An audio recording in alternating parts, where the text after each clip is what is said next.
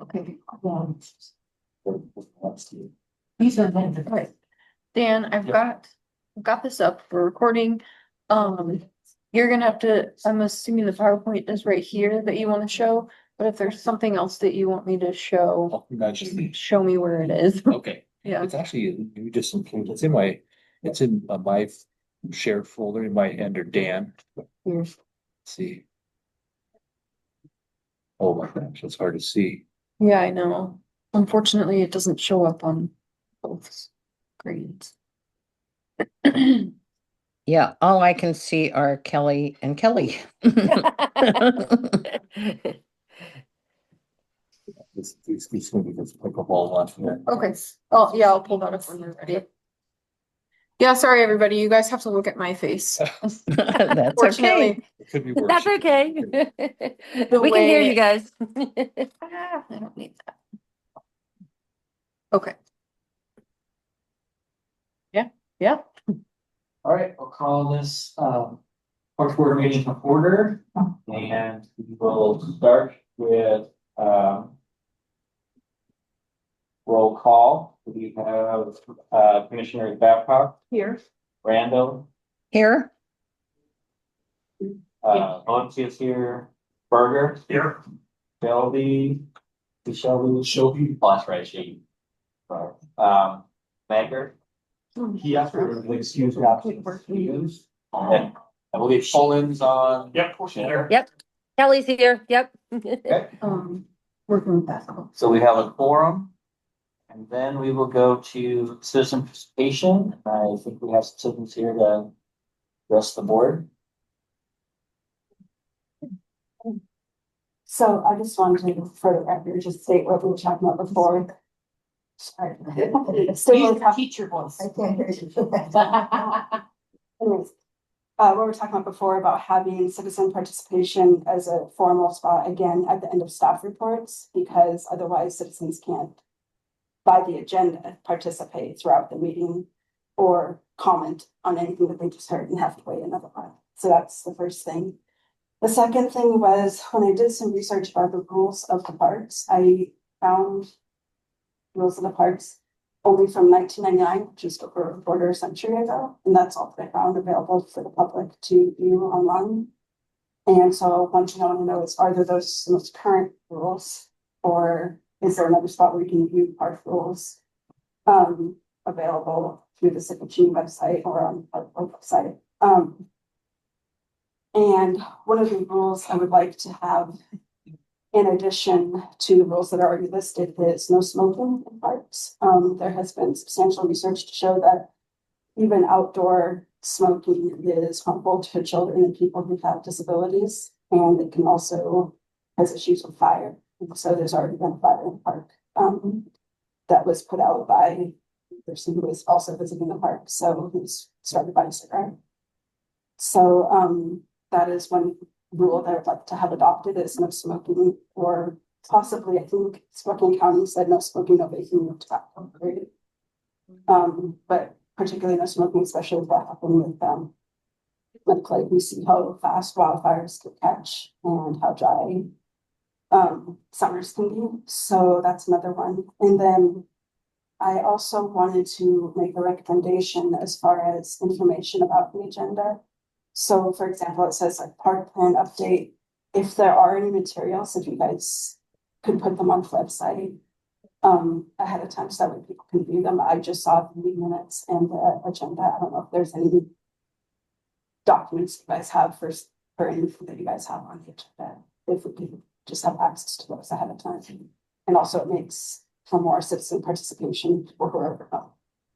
So those are a couple of things. The other thing I want to talk about is within the park plan is to make sure that we are protecting our parks from development and our green spaces. Within the City of Cheney, we don't have a lot of natural space. And there have been some people from, or one person from City Council who has talked about getting rid of the community garden and building homes instead, moving it across where the recycling center is. And that is something that as gardeners for 35 years, as well as people who live adjacent to the community garden, we would not like to see that. we really need to protect our green space within the city of Cheney. It's a very small town mileage wise, I think, unless you consider City of Cheney, part of Cheney, that's been the city of limits, you know. So once you lose green space, it's gone within the city limits. So I really want to see something to protect that within the park update plan. And yeah, I feel like, I don't know. What to say. Thank you for sharing. I'm so sorry. I apologize. Thank you for coming and speaking. So, do you guys talk? Caps for Well, I was gonna ask Dan, do we have? Or do we have the rules updated on our website at all, or how would that go about? This is actually needs to be about 1999, is that what you said? That's the last updated one I saw. Okay, thank you for sharing that. So we actually just updated our website like a week ago, went live. And so we're actually going through our website right now as of today, like trying to see what's outdated and. And that rules were not on the website. I had to find it through Google search. It was through like, I think it's supposed to be, I don't know, it's a PDF doc. Okay. I don't know.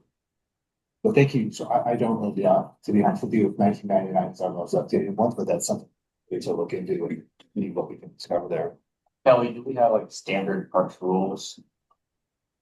General rule or? Yeah, yes, we do. But I don't think it has been updated since 1999. So yeah, that is something that we will need to go over. In some parks, cities say, no, not here at, something. Which That's good. I think it does have that, you know, again, it's the fact that you guys don't know what the park. Sorry.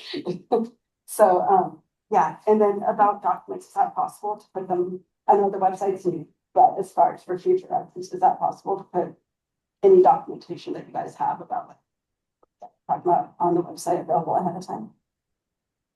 Yeah. I mean, it's possible. It's just something that we haven't been doing, to be honest with you. And so to look into that, and make that happen, it's not impossible by any means. So how about that? And then, But thanks for making this Zoom option. I was at city council meeting by Zoom yesterday and it was helpful to appreciate that. and then so who does make the rules for the park? The park board is. So it's you guys. Yeah. We would make recommendations to the council and the council that ultimately, pass them or amend them. Okay. Mhm. And the community garden, I don't know, do you have anything to do? Is that a part? Is that a single thing? So it is considered, it's part of Centennial Park, is from what I've heard, is that when Centennial Park was created, there was a grant between, I believe it was federal as well as state funds to create Centennial Park, and the community garden is supposed to be part of Centennial Park. It's not like a boundary, it's very, very pleasant. But anyways, it was at a council meeting where somebody said, I believe it's Vincent, can you say his last name? Bartel said, Yeah.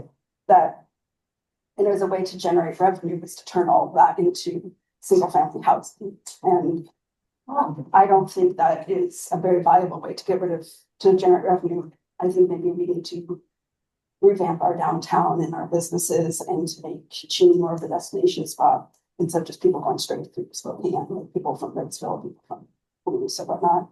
And also, other things that can be done, such as code enforcement. There are a bunch of different ways, but you can't get rid of green space. You're gonna lose all your green space if you keep on that. Because revenue is always gonna be an issue. I don't think there's any city where revenue is not an issue. Jason, did you want to share something? I was just, I mean, you were there too at Public Works Committee. It's like. With regards to the community garden moving. Yeah, with regards to the community garden potentially moving, there's a lot of hoops to jump through for that to even happen. I'm not here to say it's going to or not going to happen, but I don't know. Yeah, so basically, the whole genesis of that is that the city is looking at their financial situation. And so there's been like this brainstorming, spitballing, like, hey, here are some potential revenue scenarios. That happened to be one of them, and it got picked up in a way that I think wasn't. It got picked up in the Cheney Free Press in a way that it was more serious than it was more of a just suggestion. But to Jason's point, that is part of a Washington State RCO grant. And so part of Centennial Park, as far as we understand it. And so in order for that to ever be changed from its current garden status, it'd have to go through a really complex process that may never come to fruition. And that's because it was a grant. Yeah. When it's a grant, you have to keep it is the way it is. Well, I guess probably depending too on which grant, but it's Washington State RCO and they're pretty particular about, we've received that land for outdoor space and so. So to convert it would be a really challenging process, just like 50-acre park. What we talked about. Oh, yeah. So, And so one other thing I want to bring up with that, just to make it even more difficult, more complicated, is that the garden is ADA accessible. You have sidewalks and paths, you can get to it. If they were to move it across to where the recycling center, that it's not ADA accessible, that isn't even accessible for anybody with a car and shooting. And so this is a very accessible, very central location where it's easy to get to for lots of people, and there's even a parking lot down at Centennial Park that people can park if, and street parking available. So that's another issue, is that it would not be ADA accessible. I mean, imagine trying to walk across train tracks. And it kind of, Or in a wheelchair. yeah, or if you're blind or whatnot. But anyways, and that kind of gets away from the purpose of having a community garden, is having a train go by every 5 minutes. It's supposed to be like super peaceful, nice place to be. But anyways, so as far as parts, so is there any rules? And again, I guess you guys, I don't know if you guys know what the rules are or not, but anyways, about chopping down trees or hurting trees or anything in parks, because I have seen. Cutting down city the trees. I don't know if it's exactly a city tree. It's on the end of Centennial Park. There's some adventurous little boys who like to chop down trees and break platforms, which it's beginning to get pretty run down back there because of that. And so they have been using axes. Well, I can't imagine that that's okay. I would like to think so. yeah, no, I mean, I don't know how it's spelled out, but that's, No. it's our property. Yeah. Okay. So, All right, because we told him not to, but he just went, I don't know, as soon as we told him not to. With him, and so that's a little bit of. So we really want to preserve and protect and expand parks. I would like to know more about the 50-acre park, to see the history of it, how far it goes back. What can we create there? One thing that I would love to see at the 50-acre park, if we could do it. I was in Pullman for a while, I went to WSU, and on the outskirts of town, there's a private home that has a beautiful flower garden.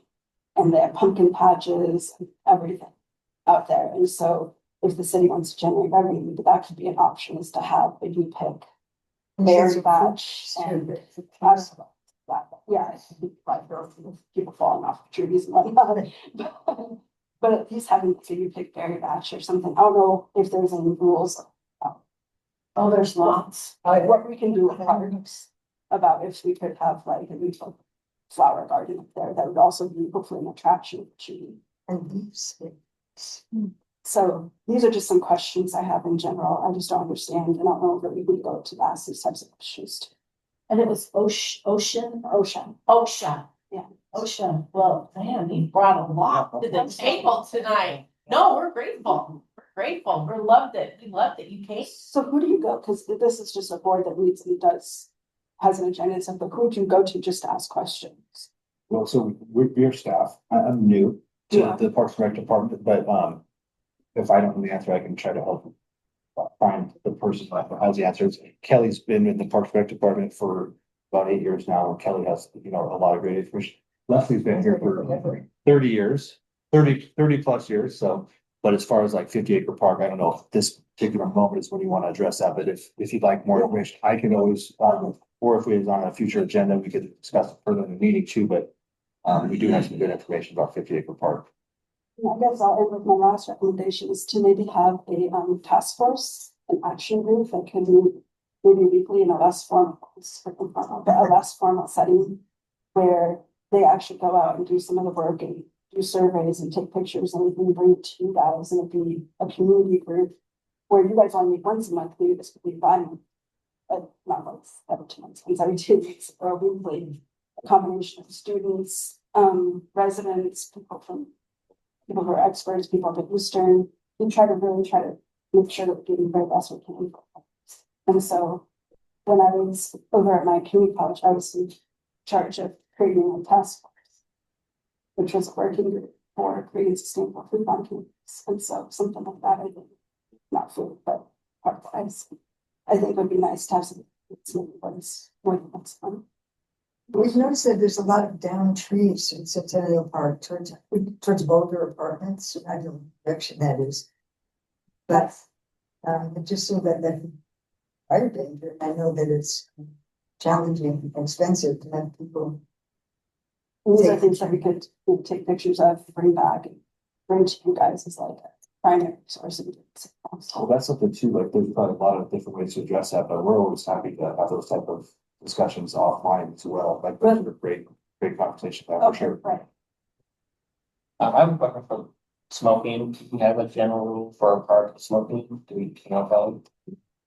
I don't remember. That is 1999. I'm not sure.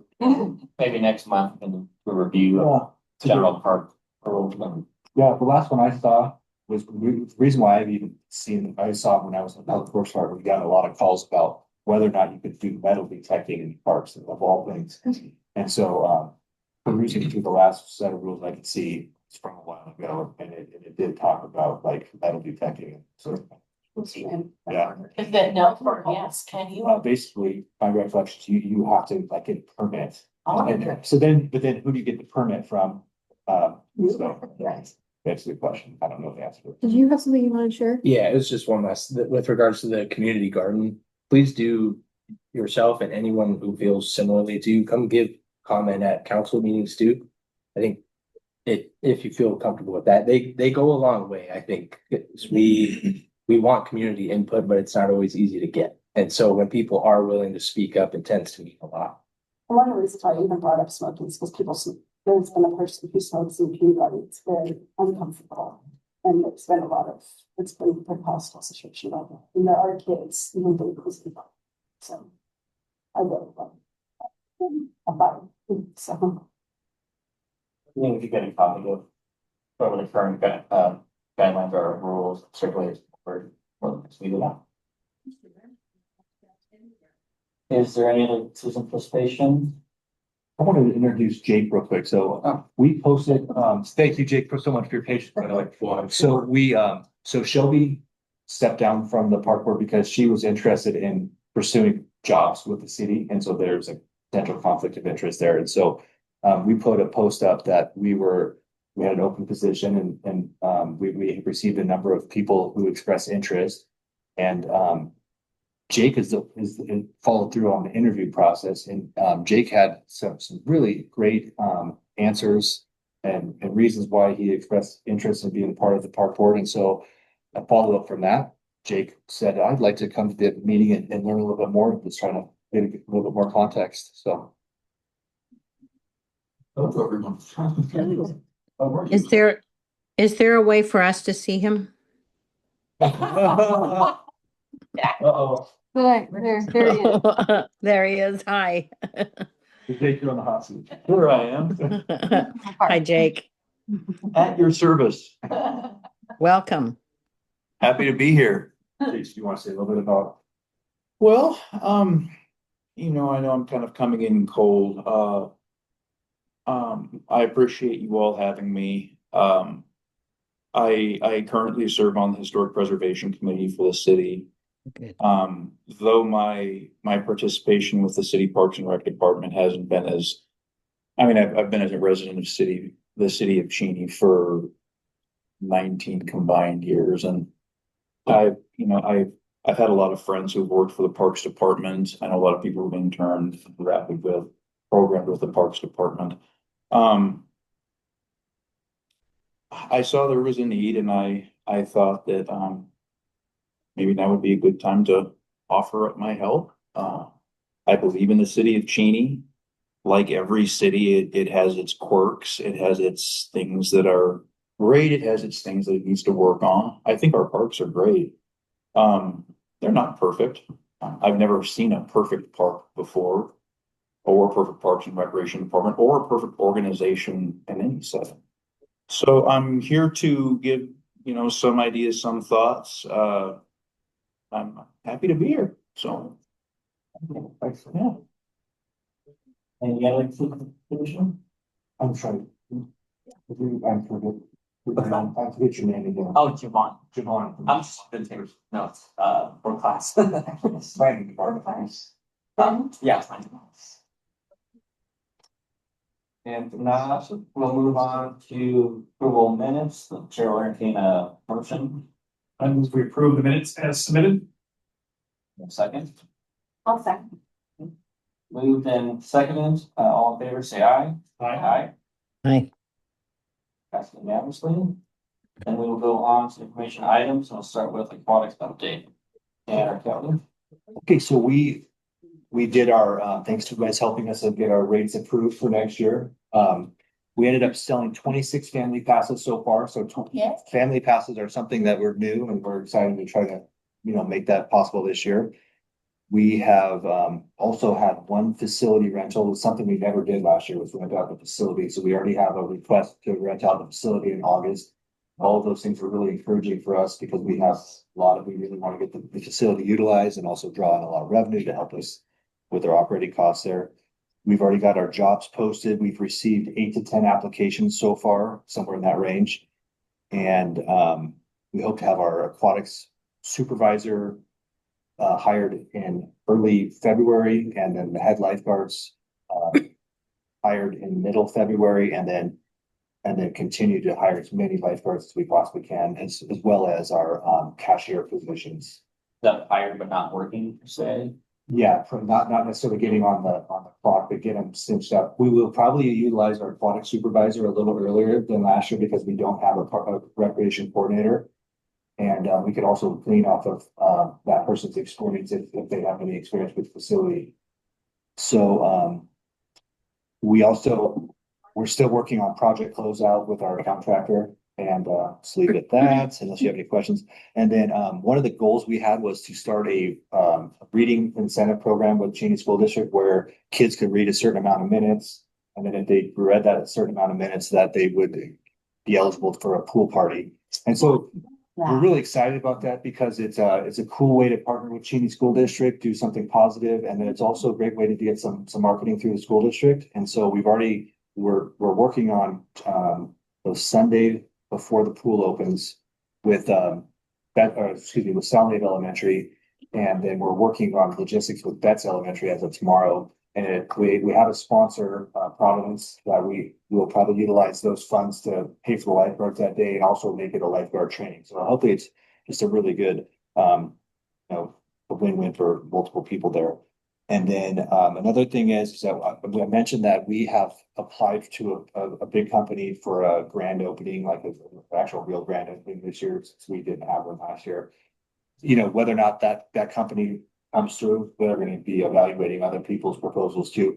But another idea that we could potentially tap into is lodging tax dollars through the city of Cheney to help us get that to draw in people to the city. And so that's something we may be able to utilize to get food vendors and do some other things to draw people into the facility. So that's all I have for aquatics. Inside, I've never been in a building. Is there anything inside the aquatic center building that might attract people to, like gym? So one thing that we have on there that is a community, it's the Providence Community Room. And it's a meeting space. People can utilize the facility year round. And it's also like our birthday room there. So you can have your birthday there. And if you do the birthday room, it's 3 hours at the pool and you can have up to 25 guests. So, yeah. Rent out. Yeah. Yes. Yes. I had a question about for the free days. So those are specific dates, correct? Yes. The free days, okay. So I was kind of thinking about that, and I was wondering, to make it more like equitable and inclusive, could we do vouchers instead? So that way it can meet each family's needs, because some people might not be able to get there on a free day because they have to work, and their kids lose that day because they can't swim. Yeah, so the Cheney Outreach Center down below, down in this building, they have been allocated $10,000 from city council to help out with people that have a need in that way. And we're also continuing to raise money through the Spokane Park Foundation and others to help with situations like that. Okay, so it's not just this is the free day you get, and that's it for all the people who might need free day. Yeah, the hard goal. I'm also try to get that facility utilized by as many people as possible, sure. Dan? Yeah. I'm also planning to get in touch with the elementary schools PTOs in March and see if we can do, have them sponsor a day. Because I talked last year with Shane Abelman at the district transportation to get busing to bring children from Snowden and Sunset and Windsor to have a day at the pool, and they could have their lunch furnished by the district, and then they'd be bused by the school district. And so then the PTOs would just simply pay the fee to get the children in for the day. So I plan to pursue that in March. That With the- sounds amazing.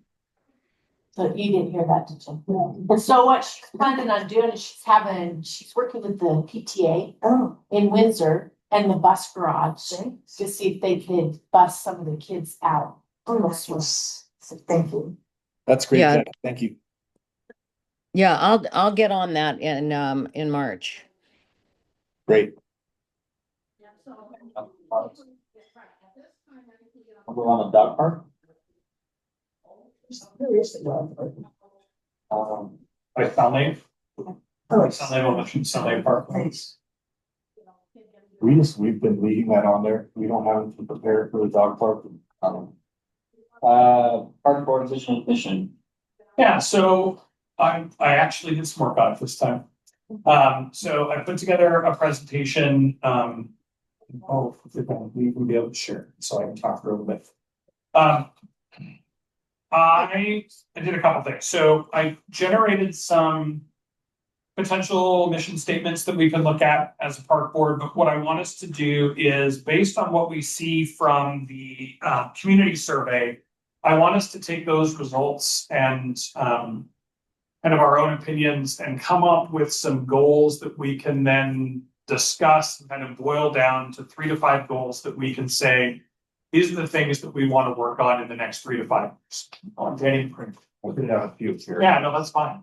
So I did a couple things. And again, I will admit that I took a lot of this on my own part to kind of see, but if you wouldn't mind clicking through for me. So the first thing I did was came up with a couple of mission statements. Again, these are options. They're not set in stone. We will be able to discuss them. But what I wanted to do was at least give us something to work for that we can say this is what we want to do. So I took a couple things that I thought were important. Was that we really talked about accessibility, sustainability, and equitable access for the members of our community. So I'm not going to read these out. They're here. Again, I will, Dan, I sent this presentation to you after this tonight. Would you mind sending it out to the whole board so they've got it to go through? But I would like your feedback. If something in this really resonates or you want to tweak things, I'd like at our next meeting in February for us to be able to talk about it a little more. I'm going to go ahead and click through the next one. You'll see there on the right, these are the kinds of things that I focused on. Who are we serving? All of our community and diverse voices that we're advising, advocating, guiding, and providing leadership for the parks. We do it through data, community engagement, and partnerships. And it matters because of health, connection, quality of life, and sustainability. What I then thought we could do is kind of, once we've got that foundationally, then there's this kind of 5 steps that we can follow through to process. So we're doing the community, and we've done the community survey. I want us to take that input and then start to brainstorm what these goals are. Then I want us to kind of come together as a team and say, what are the goals that we really want to focus on, prioritize them. And then, because we are an advisory board, I think it makes sense for us to then send it to the city council so they can just kind of bless it and see what we're doing. And then we can begin to start to actually work on these goals. Gives us a little more stuff. So step 1 is community survey. Step 2 then is our brainstorming of goals. And I really think we should use the SMART goal format so they're specific. We've got things we can measurable. We're not setting them so broad that we'll never achieve it. So they're achievable, they're realistic, and they're timely. So if we've got deadlines that we want to hit, I want us to be able to call it out. And I think it's important in a brainstorming process that, again, we're not focusing on coming up with the perfect goal right away. I'd like to see us just get ideas down so that we can discuss it, lead to some conversation in the coming months so that we can get that taken care of. The next step then is saying we're going to share all of our goals between the group, and then we're going to kind of coalesce them all into the 3 to 5 that represent our vision for the Parks Board. And then next is we prioritize them from first to last so that we make sure that we're prioritizing the things that are truly important to us. And then we send it to the blessing, and then we actually get to work. So I've been talking about this for a couple of months. I spent some time really thinking about how I envision this process working for us. And so that's where That's nice. Love it. Thank you. I just think for a long time, at least in my time on the board, I felt like we do a lot of listening, and then it's kind of a, yeah, okay. And I would like to see us play a little bit more of a leadership role in some of the things we're doing, knowing that we are still an advisory board in our capacity. But I think it's important that we do more than just listen, and we have some things that we want to work towards so that we can make the decisions that get us to those goals. So any questions on that? Yeah. I looked at the website for the Parks Board. This is the old website, so I don't remember these things.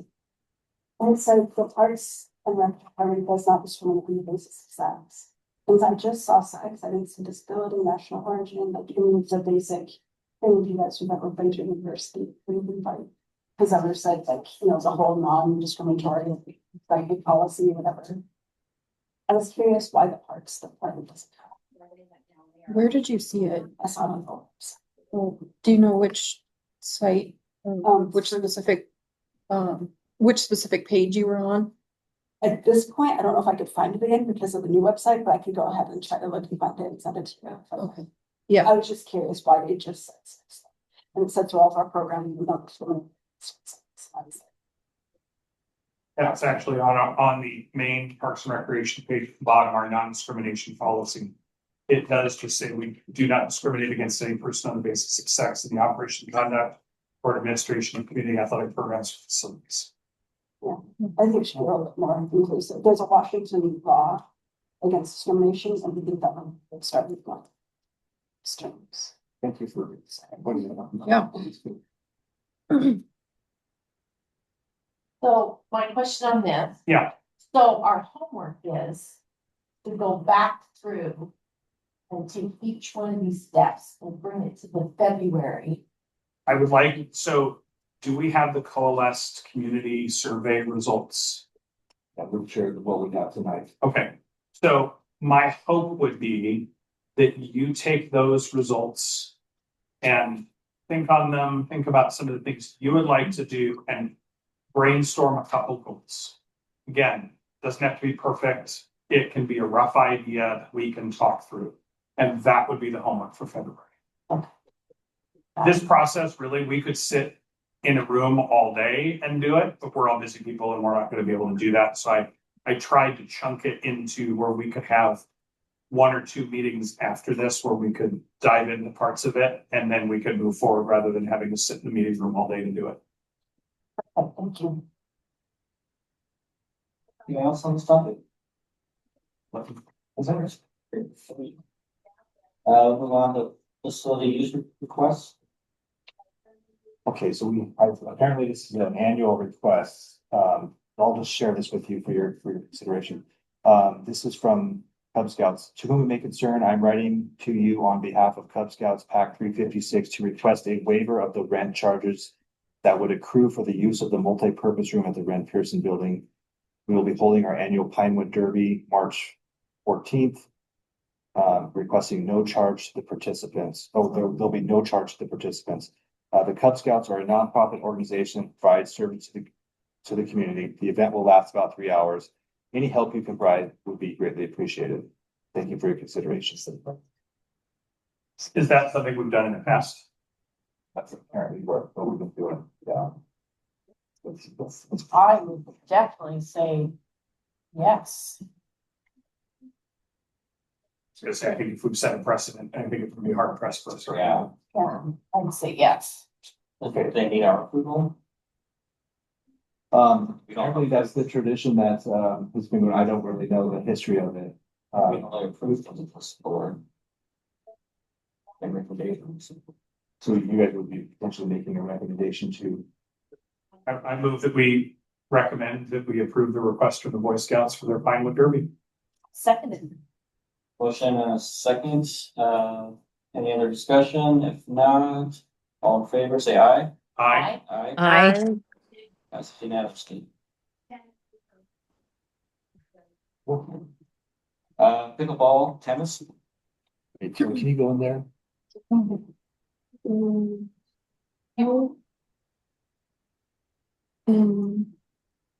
Cheney pickleball, that last folder right there.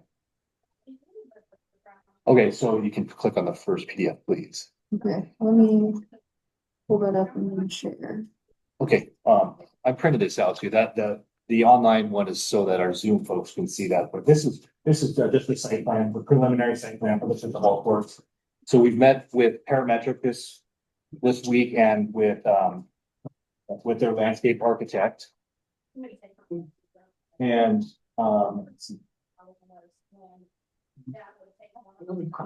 so, yeah, basically, what we've been talking about, the concept is, it was approved at city council to have funding through our real estate investment tax, excise tax fund. So these would go just directly north of the existing tennis courts. It's kind of hard to see, but, just for perspective here. This is, Betts Elementary over here. And so these big green shades you see, those are trees. So really, basically, yeah, they would just be going in the same direction as our existing tennis courts. Up in the right corner, you can see there where it says sand volleyball courts, that's existing sand volleyball court. One of the Oh, things okay. to look at is, adding in enough room for having a potential second tennis court sand volleyball court down the road. If nothing else, we need to redo our current sand volleyball, get some new sand, new borders, and hopefully make that something to just one more cool little recreational amenity right there and right next to the aquatic center.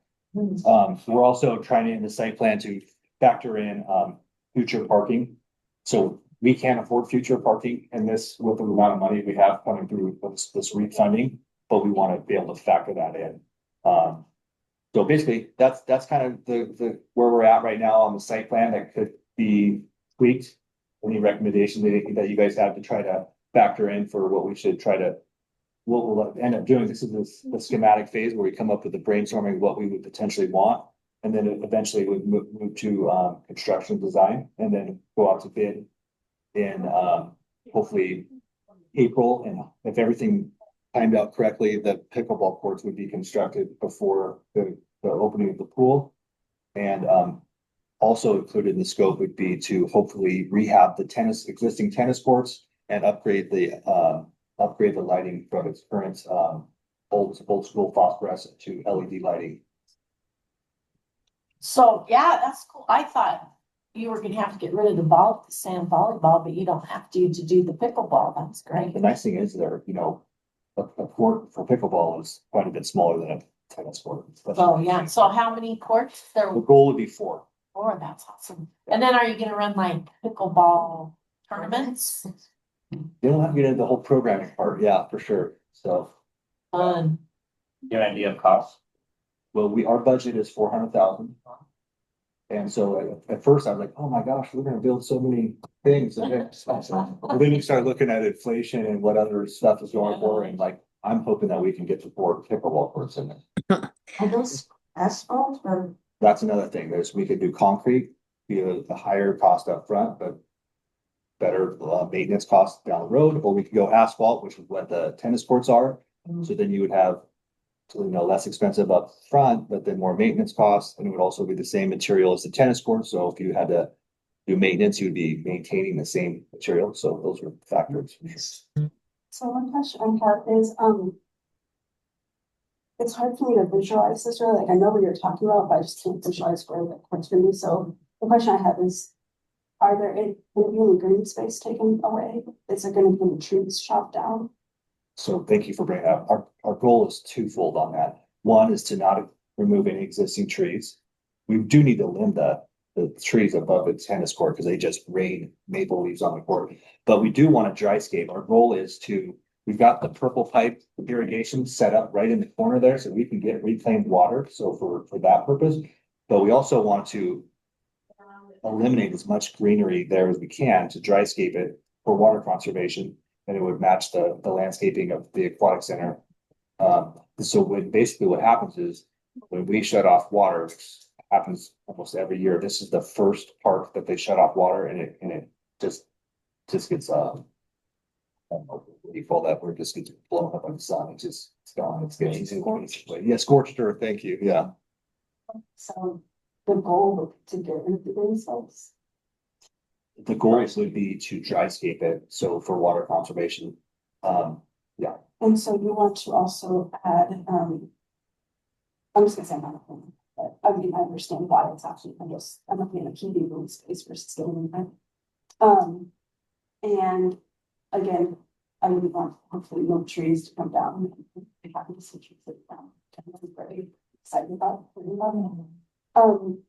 And then LED lights, so it's gonna create more light pollution, There's already lights there. They're phosphorescent lights. but it creates less light pollution with phosphorus than LED, is that correct?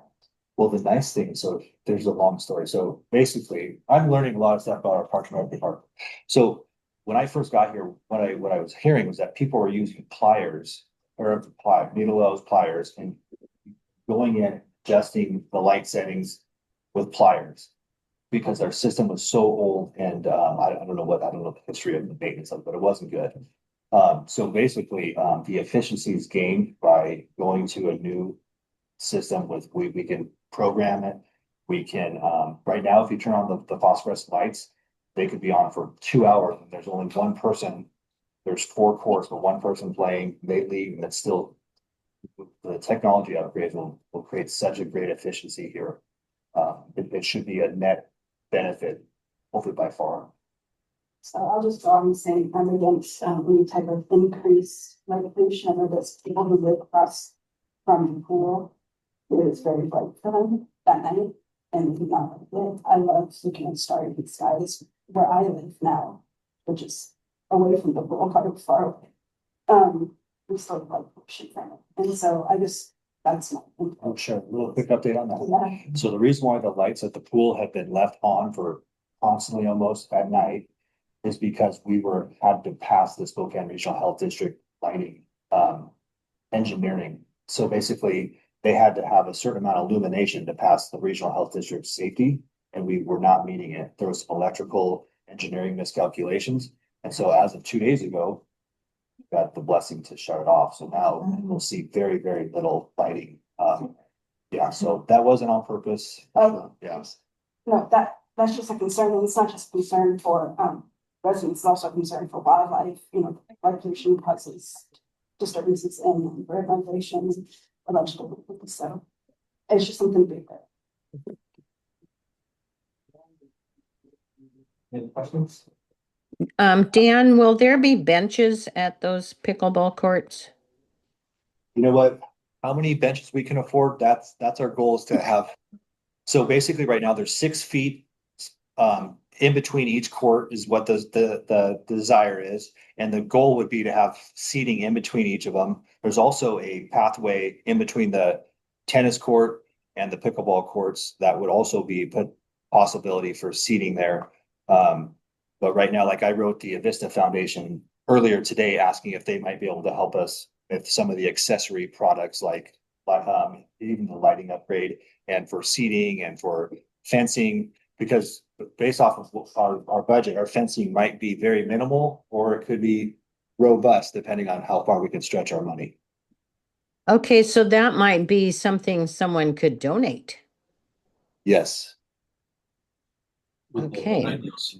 Fencing between the courts so that balls aren't going across. Well, the nice thing is there's the tennis court has a full perimeter, and so now there's kind of conversation between our pickleball people, the landscape engineer about the best place to put fencing. Some people don't like fencing all the way around. And then they, well, because for like maintenance reasons, so like if leaves get in there, it's easier if there's an escape, and so they're kind of working on that. Their recommendations right now. High school was tennis court or not? They did,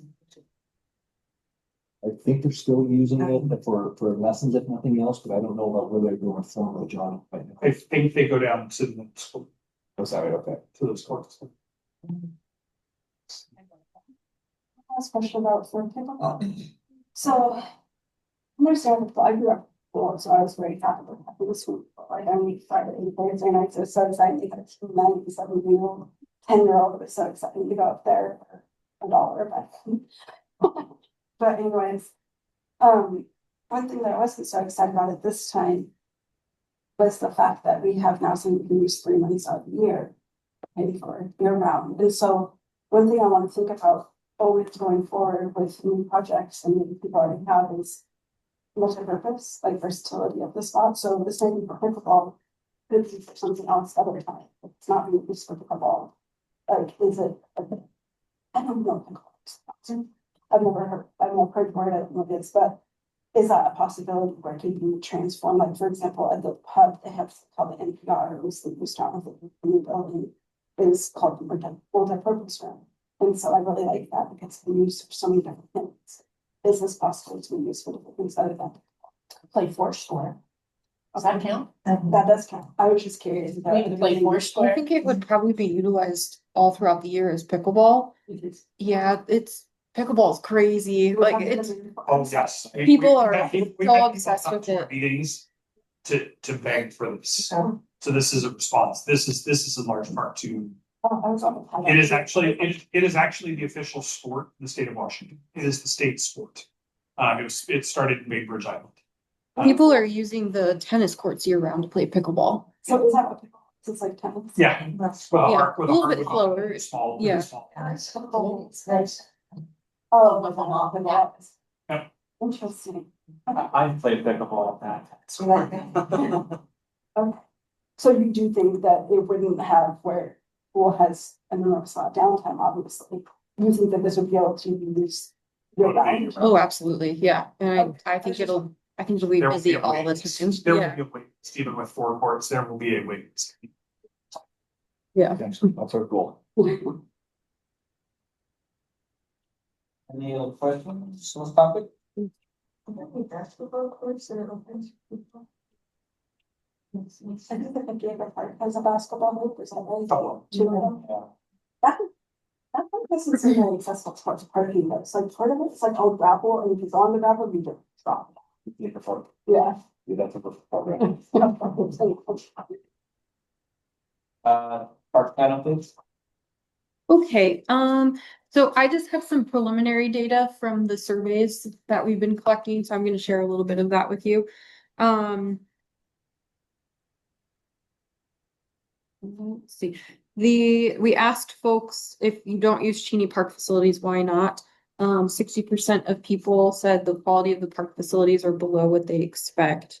Was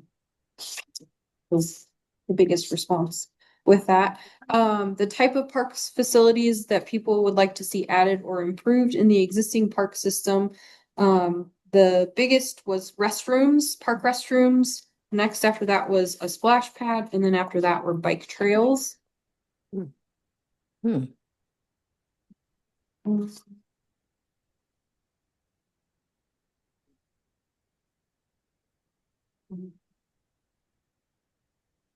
We have 68% of respondents indicated that they do participate in our recreation program and activities.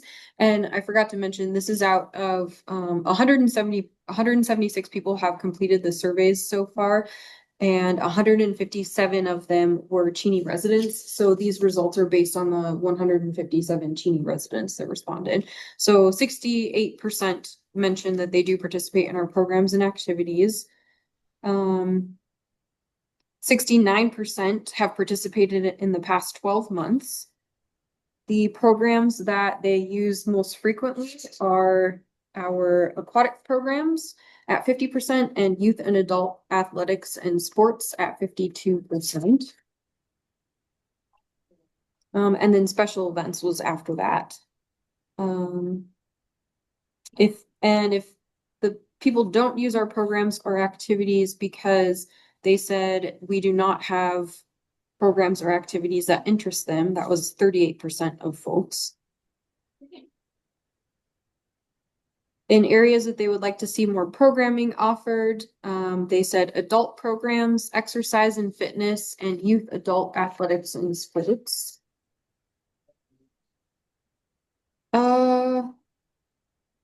People, over 61% of people think that we charge reasonable fees for our programs and activities. Almost 80% of folks feel that there are sufficient parks and green spaces within walking distance of their residence. The way people learn about our programs is through our activity guide. The most important benefits of parks and recreation, they said, was improving overall quality of life in Cheney. The second was it provides healthy recreational opportunities. And the third most important was it increases property values. Folks are most willing to use their existing tax dollars to fund upgrading, fixing up, or repairing existing neighborhood parks. That was the biggest thing that they wanted to see. And after that, the next biggest was to develop 50-acre park. The rest of it is mostly demographics. The majority of respondents were between the ages of 34 to 44. The income, most people, over 45% are in a household where their combined income is over $100,000. The majority of respondents were white. And most people have lived in Cheney for over 31 years. Wow.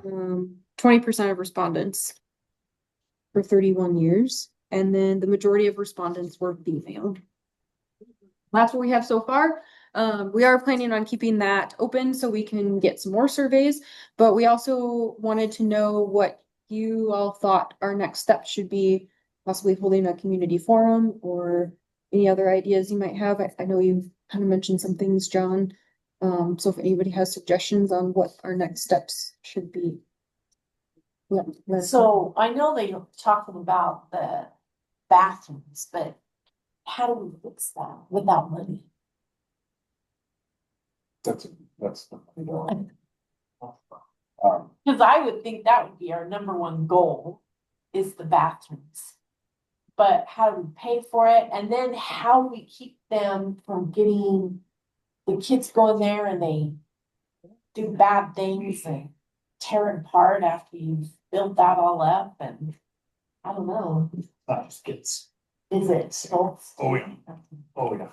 And, you know, they talked about trying to get cameras like Centennial, because Centennial, that park always gets a lot of stuff that happens there. Inside the bathroom? Oh, no. In the parks. In the parks, I apologize, in the parks. They talked about putting cameras in the parks so they could see, but I don't know, it all costs money. How about grants? Thank you for asking. So, one of the reasons why it's important to do the parks planning, obviously you want to serve the public in the way that they want to be served. The other thing is that it makes us grant eligible.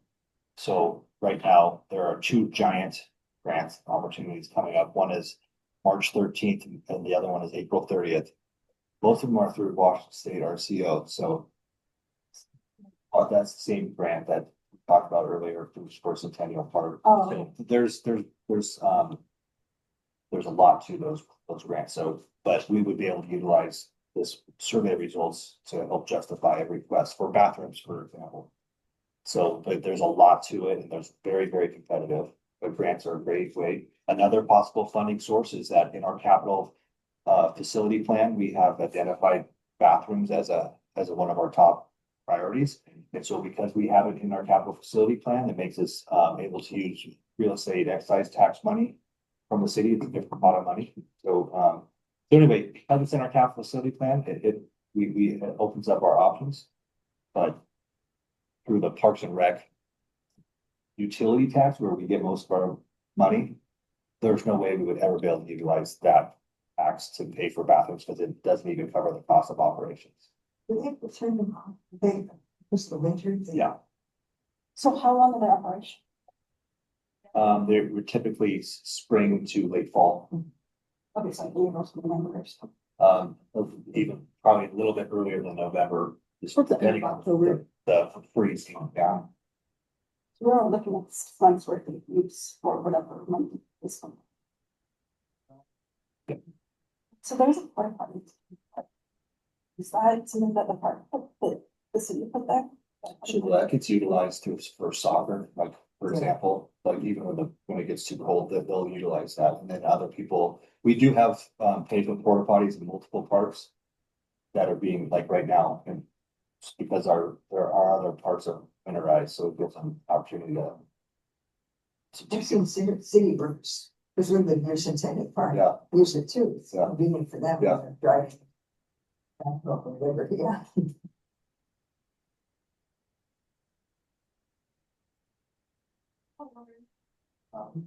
I wonder if it would make any sense to have a code pad on the door and then a QR code perhaps to access that. So at least parents, they'd always have their phone with them to get into to use the restroom or get their children in to use the restroom. Of course, Doesn't most usually stop that behavior, especially if it's code. Somebody decides to post it somewhere and then everybody knows it. Unfortunately, those haven't been shown to be very effective. Okay. One thing we've looked into, we've got quotes for, and we actually have it in one of our restaurants, it's called a trilogy lock. There's other brands, but basically you program it to open and close at a certain time. So hopefully we're gonna give that a try. So at least when it's 7 o'clock or 8 o'clock during the summer, it would program to automatically lock. So hopefully that would help. Oh, that makes sense. Kelly, when do you think we'll have, full results from the survey? How do you think we close it? Well, I think that depends on when we wanna close it, when we feel like we can move along in the process. Kelly, would you be able to maybe, weigh in on whether or not you feel like the survey results we have right now, it's been open for roughly 3 months, I believe, like, do we have a good enough sample size to kind of move forward? Great. Can you guys hear me? Am I muted? No, okay. Great question. We hit the magic number of 100. So I would have said we would want 100. N of 100 then would be statistically more valid. Does that make sense? So we're at 157. I mean, we could put a last call, say we're closing it in a couple weeks, and see if there's any people that just missed it over the holidays or something like that. But I don't think that the one thing that did, without looking at the data, I would like to see the distribution of the data. I know, Kelly, you were giving us the highs, the most popular response or whatever. I'd like to see the distribution because that income seemed high. I'd like to see the income distribution and see if we're maybe missing a group. Are we getting our young families perhaps? You know what I mean? Make sure that we have representatives and input from all of the different categories. So I think I'd like to see that, but otherwise, in terms of the sample size, I feel comfortable with an N over 100. Does that help? It would be nice to do a one last push and maybe say we're gonna close it in 2 weeks and maybe even see if we can get something the school district could put out to try to help drive the for family responses. Yeah. Just to kind of see if we can get, and I don't even know, Kelly, do you think it would be worthwhile for us to have the university to ask students to get that perspective as well? I do think that while school is in session, especially, that our university students do use the parks. So yeah, I do think that's valid.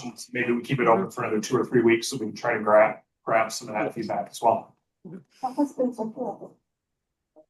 To piggyback on that, I haven't really seen much talk on social media of like Cheney neighbor to neighbor or anybody talking about the survey, which is kind of interesting because, you know, it was all about the aquatic center when we did that survey, and then of course when it opened and so forth, but I haven't really seen anything much about this survey.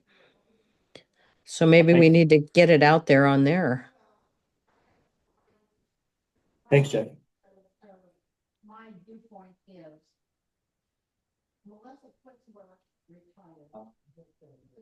Moving on, we haven't had Tree Cities and Shoulders on there. Move on from that. Tree City of Cheney.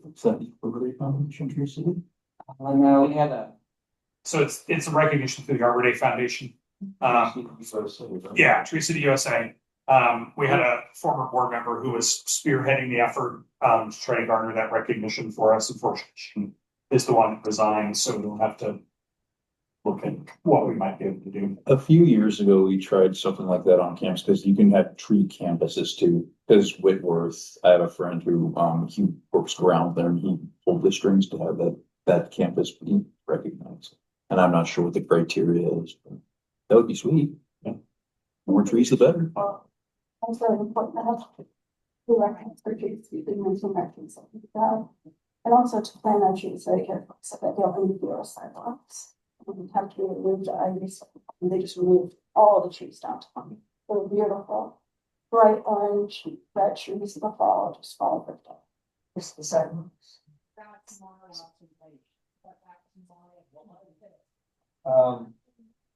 Moving on to action items, I have one. Since it's our first meeting of the year, I think it'd be appropriate to talk about chair and vice chair moving forward for the year. I'm willing to step down as chair, let someone else serve. And if, I think it's chair and vice chair are two alternate friends. So we'll take nominations from the floor for chair of the board and vice chair. So if anyone would like to make a nomination, I'll go ahead and nominate John for the chair. That would have been my Awesome. suggestion. So yes, I second that nomination. Okay, let's try to get the vice chair before we take action. I nominate Jackie. I nominate Jackie. Oh, you do you? Is Jackie willing to serve? I'll second that. That sounds like a good choice. So let's just take him as a set. So for chair, we have John, vice chair, we have Jackie. All in favor for that, say aye. I. Aye. I, That's wonderful. And second, actually, I'll bring it up later. It's the only action item I had. Anyone else? Not board member reports. I was gonna bring up Dan for the current people that are expired on the board. Did you get any clarity from the city or just apply again to the mayor's office? Yeah, basically, my understanding is you just state your interest again and basically, so Elsa said that she thought it would be good to bring this information item, basically the people who are returning back. How do we know if we're up for renewal? Well, the way I even saw it was on the website, like it had people's term. I don't even think that yours is accurate, for example. I don't know. I think what we should do is take a look at what is being posted. Like my lady at the city, she had like old people still on the roster, so I don't know that there's been a formal bid. I emailed her about that, so it may have been updated. That was the city clerk.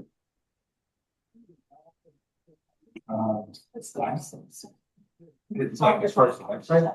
No, like, We got Cat, this. like his term, For the people. term and his I duration. think it's my way because she's the mayor's assistant. Yeah. Yeah, and she's also really on top of the new website too, so. Check with. Yeah, we can't, she basically just, she made it seem like she has been fed information at all. Oh, okay, I got you.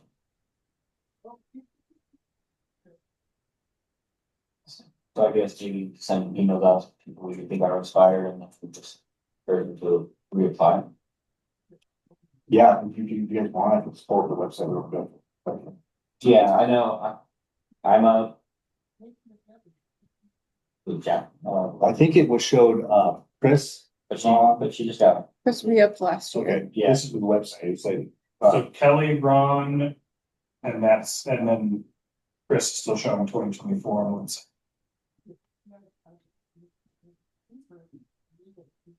so at the point we just express an interest. yeah, I'll just reach out and just, I guess, apply. Okay. I don't even know how to do that. You re-upped last year, so you're good until next December Oh. 27. Yeah. I mean, according to the city to make sure the website's good and records are accurate. So. Yeah. So, any other board member reports? Staff reports? Got a very quick one. Hibbert Park Playground should be finished tomorrow. Pulled the fence out, we were waiting for some parts, Hibbert Park. That's the one at Avalon Place, Oh, okay. behind the two churches. Yeah, And that's part of the parks, that was part of the church. no? nope, it's the parks. Yes. Another update, Sutton Park slide, so the Sutton Park slide has been broken apparently for years. And so, we're having the guy who finished Hibbert Park take a look at this part that's necessary. And our goal is to have Sutton Park slide finished like as fast as humanly possible. So we hope to give that, that's a shame. And the other one is, as an information item, 50 Acre Park, we talked about working with the school district to have, host cross-country courses there. And, that conversation Oh. has been rekindled. And, the school district is very much on top of it. It's just a matter of, making sure that we can, that it works for the city too. And I think we're trying to resume that and hopefully make something happen this spring if at all possible. So the purple pipes, did they put that in the 50-acre park? So there's water in the 50-acre park. There is pipes for the water. Okay. Hopefully next June. Okay, great. Yeah. So that's all I have for, staff reports. Question stop. People are interested in. Eastern has a golf team. I don't know, but you'd have to have lots of water to keep up a golf course. You have no water in Cheney. Unfortunately. Okay, that's a, when I was public works, I would have answered, I'm not in public works, so I don't have to. Hopefully, we'll have to ask them, but hopefully that should produce up to 1 million gallons per day of, reduction, but they're working on the logistics of all that. 1 million gallons is not insubstantial. It is not insubstantial. That's a lot of water. Oh, I think it's not substantial. Oh, no. I think the cross-country course sounds awesome. What's that, Jackie? Well, I said the cross-country course idea sounds wonderful. I went to a cross-country meet out in the valley at that new course. And that's all it is a cross-country course. And it's terrific. And it was, it was brand new. And so it had, it still was muddy in places and everything, but all the runners and the coaches were really thrilled. Awesome. Anything else we're gonna order? We'll adjourn this meeting, see everyone next month. Thank you. That was. Awesome. All right.